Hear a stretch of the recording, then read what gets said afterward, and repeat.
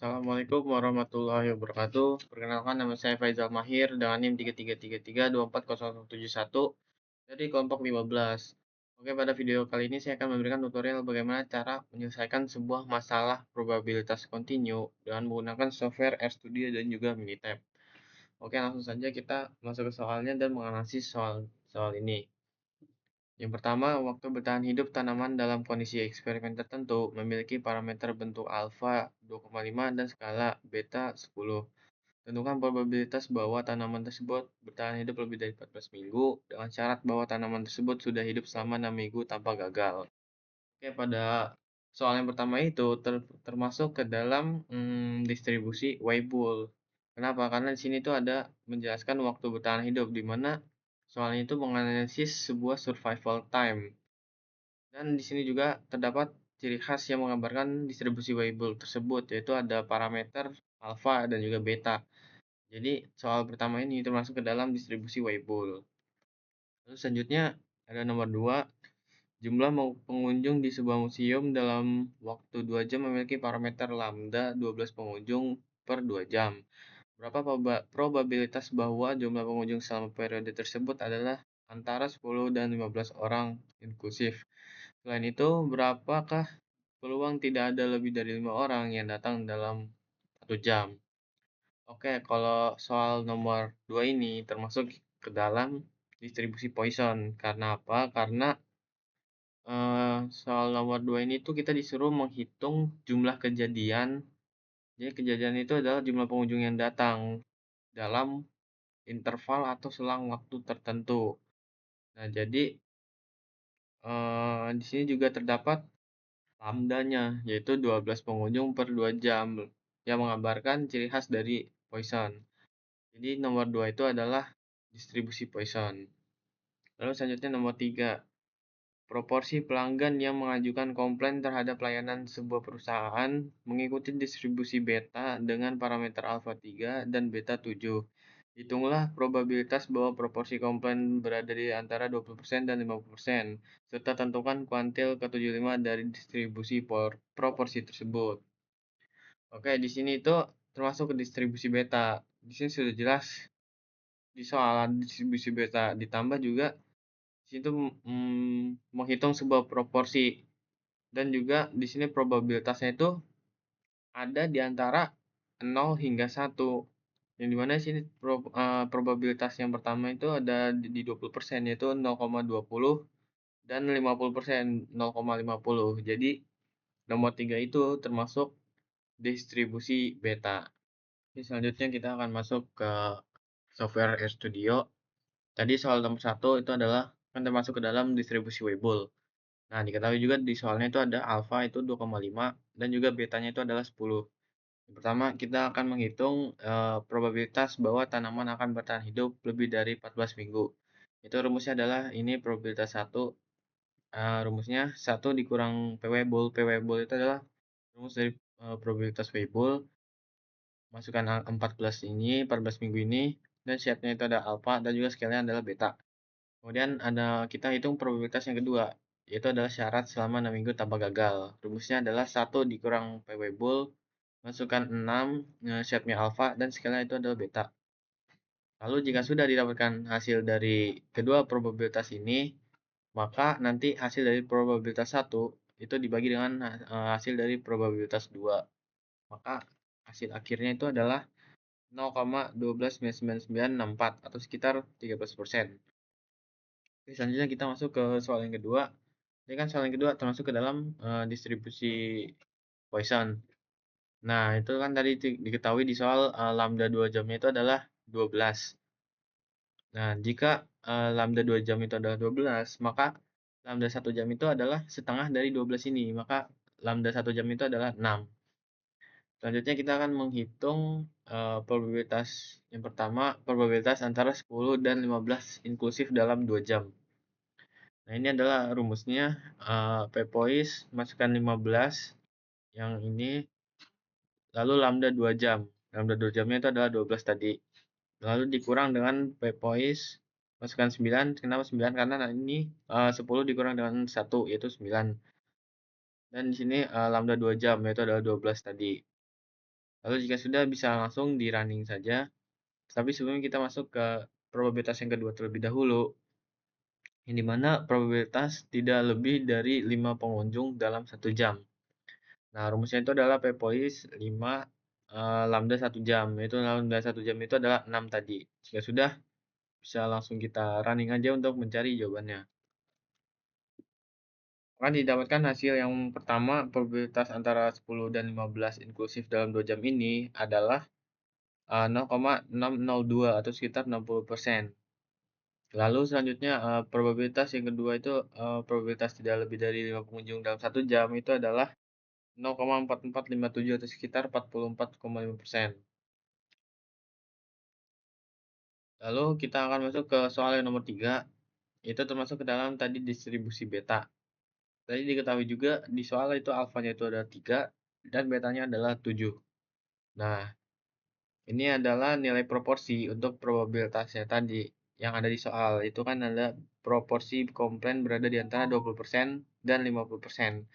Nah, ini X1-nya adalah 20% tadi, jika dijadikan desimal adalah 0,2 dan X2-nya itu adalah 0,5 tadi ya, dari 50%. Nah, kemudian kita hitung probabilitas proporsi komplain antara 20% dan 50% tersebut. Nah, probabilitas 1 itu rumusnya adalah 1 dikurang P beta, rumus dari distribusi beta. Masukkan X1-nya itu 0,2 dan shape 1-nya alpha, shape 2-nya itu adalah beta. Kemudian probabilitas yang kedua, rumusnya itu adalah 1 dikurang P beta, masukkan X2-nya 0,5, lalu shape 1-nya itu alpha dan shape 2-nya itu adalah beta.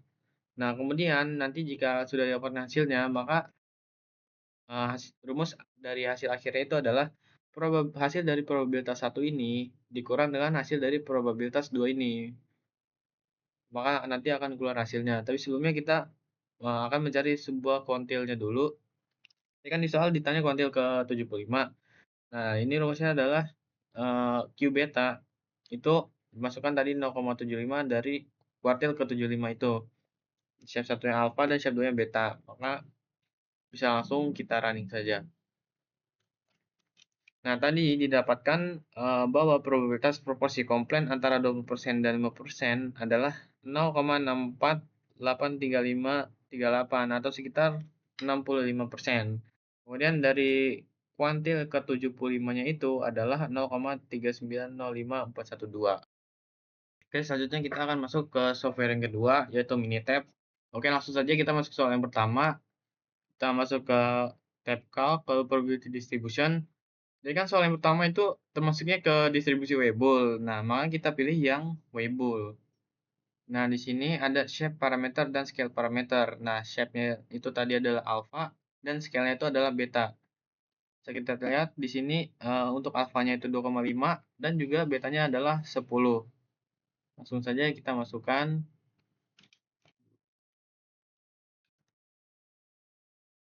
10. Dan untuk di sini kita pilih yang input konstan. Dan konstannya itu adalah di sini ada dua, yaitu adalah kita ingin mencari probabilitas bahwa tanaman itu bertahan hidup lebih dari 14 minggu dan dengan syarat tanaman itu hidup selama 6 minggu. Berarti konstannya itu adalah 14 dan juga 6. Nah, kita cari dulu yang 14 terlebih dahulu. Kita klik OK. Nah, di sini hasilnya itu adalah 0,0901638. Kemudian kita buat yang kedua, probabilitas yang keduanya. Kita ganti input konstannya menjadi 6. Maka didapatkan hasilnya 0,24330. Nah, hasil dari probabilitas itu nanti rumusnya itu adalah 1 dikurang hasil probabilitas ini dan dibagi dengan 1 dikurang hasil probabilitas dari X-nya itu 6 ini. Nah, saya sudah membuat perhitungan manualnya, yaitu seperti ini.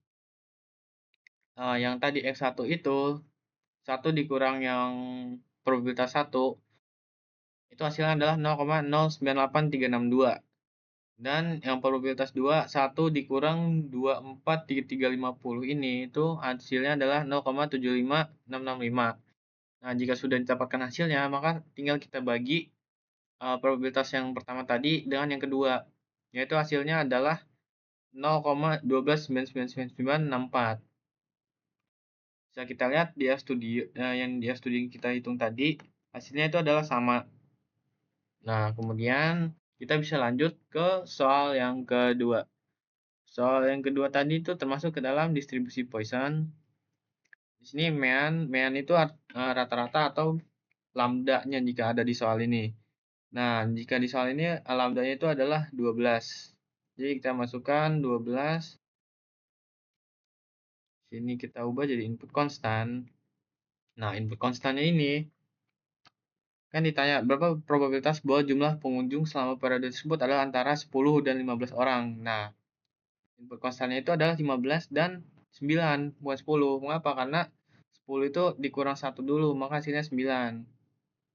Jadi, input konstannya ini kita hitung yang 15 terlebih dahulu. Hasilnya adalah 0,8444416.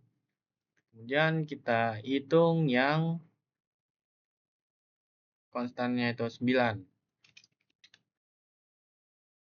Oke, didapatkan hasilnya 0,242392. Nah, ini yang X15 ini dan juga X9 ini kita butuhkan untuk mencari hasil akhirnya. Jadi hasil akhirnya itu adalah yang X15 ini atau yang 0,84416 itu dikurang dengan 0,2422392. Maka kita bisa lihat perhitungan manualnya di sini 0,84416 dikurang 0,242392. Nah, hasilnya itu adalah 0,602024. Bisa kita lihat hasilnya itu sama dengan yang ada di RStudio. Oke, selanjutnya ini soal nomor 2 belum selesai. Karena kan masih ditanya, selain itu berapakah peluang tidak ada lebih dari 5 orang yang datang dalam 1 jam? Ini dalam 1 jam. Jika tadi dalam 2 jam ini adalah lambdanya itu adalah 12, maka dalam 1 jam itu lambdanya itu adalah setengah dari 12 tersebut, maka adalah lambdanya 6. Dan ini tidak lebih dari 5 orang yang datang. Kita hitung, tadi lambdanya itu adalah 12, 6, kemudian input konstannya tadi 5. Maka didapatkan hasilnya itu adalah 0,445680. Bisa kita lihat di sini sama dengan yang ada di RStudio. Oke, kemudian kita bisa lanjut ke soal yang ketiga. Ini kan menggunakan distribusi beta. Ini first shape parameter ini itu kita isi dengan alpha dan second shape-nya itu adalah dengan beta. Jika kita lihat alfanya itu 3 dan betanya ada 7. Nah, input konstannya ini kan ditanya probabilitas bahwa proporsi komplain berada di antara 20% dan 50%. Nah, jika diubah dalam desimal ini adalah 0,2 dan ini 0,5. Jadi kita hitung dulu, ini tadi alfanya 3, betanya 7. Di sini kita pilih input konstan, tadi kan 0,5 dan 0,2. Kita hitung yang 0,5 terlebih dahulu. Oke, di sini didapatkan hasilnya 0,910156. Kemudian kita buat yang 0,2. Sorry. Kita buat yang 0,2. Ini kita ubah menjadi 0,2. Wah, didapatkan hasilnya itu 0,261802. Nah, jika hitung secara manual, maka hasil yang tadi X-nya 0,5 itu dikurang dengan yang 0,2 ini. Maka dihasilkan hasilnya itu adalah 0,648354. Dan hasilnya itu sama dengan yang di RStudio. Nah, selanjutnya kita akan mencari sebuah kuartil ke-75 dengan distribusi beta masih sama. Cuma di sini di bagian kolom ini kita menggunakan inverse cumulative probability karena kita ingin mencari sebuah kuartilnya. Nah, di input konstan ini kan kita ingin mencari kuartil ke-75. Maka kita ganti dengan 0,75.